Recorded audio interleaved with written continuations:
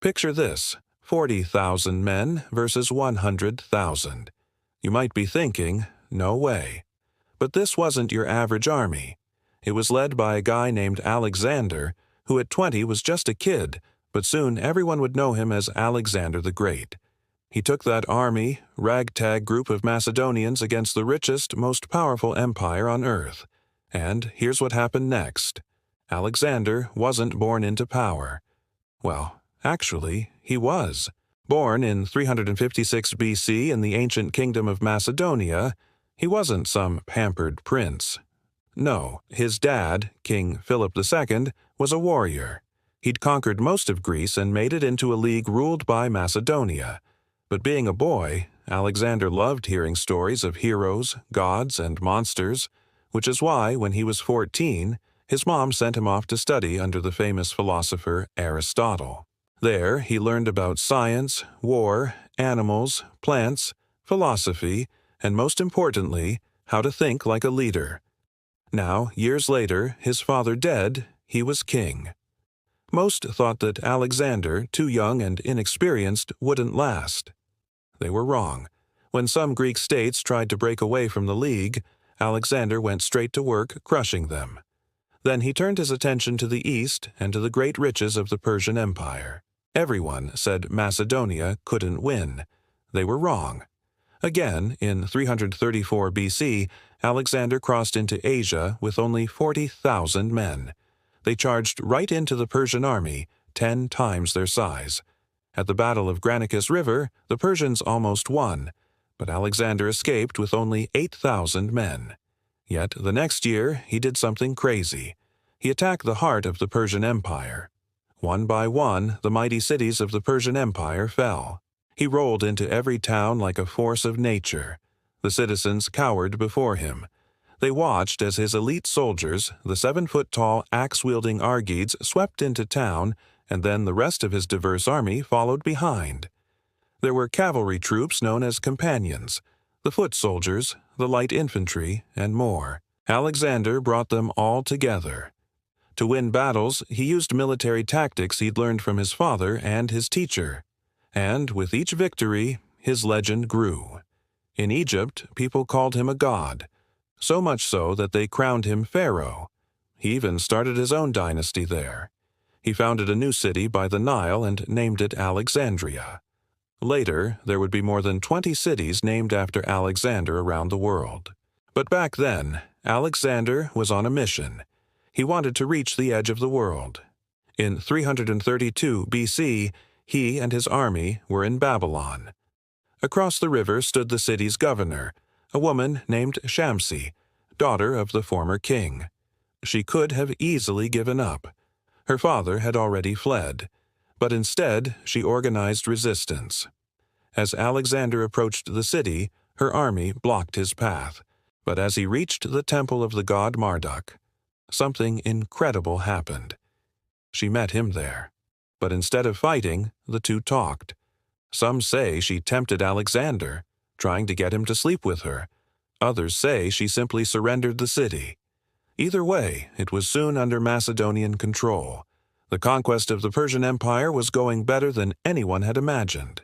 But as Alexander and his men moved through the lands he conquered, they heard rumors of unrest back home. His half-brother Ptolemy was causing trouble in Egypt. He took action immediately. He ordered his general, Parmenion, to put down the revolt.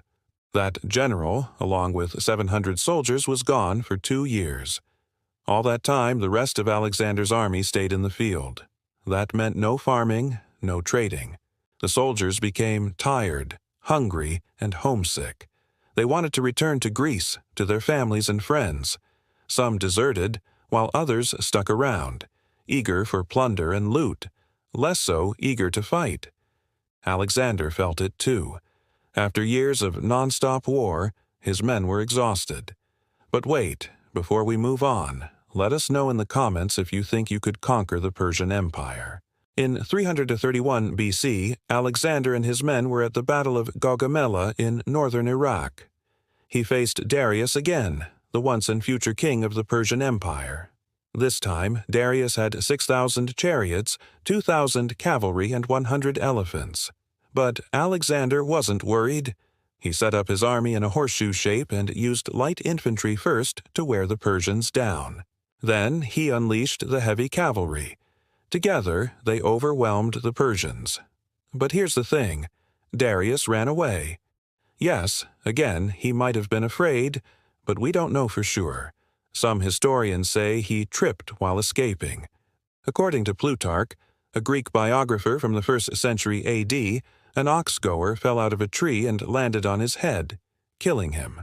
We don't know what happened, but after the battle, Alexander declared himself king of Asia.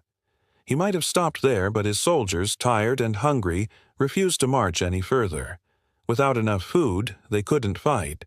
So Alexander agreed to turn back to find provisions. But during the journey, he fell seriously ill with a fever. His entire body was shaking. His skin turned red hot. People close to him thought he would die. Luckily, he survived. But it took a year for him to recover. During that time, he sat by the Hyphasis River and dreamed of going further, of conquering India and beyond. But when he finally joined his army in 327 BC, it was clear that his men wanted to go home. After losing so many men and battling for so long, they just wanted to see their families and friends again. Plus, without experienced generals like Parmenion, who was killed by his jealous wife, they weren't the same army. Over the next few years, Alexander continued to battle local kings and rulers. In 326 BC, his army was back in the city of Susa. But once again, the soldiers wanted to go home. They refused to go any further. And this time, Alexander had no choice but to agree. In 323 BC, after nearly 10 years of endless war, Alexander the Great died in the city of Babylon.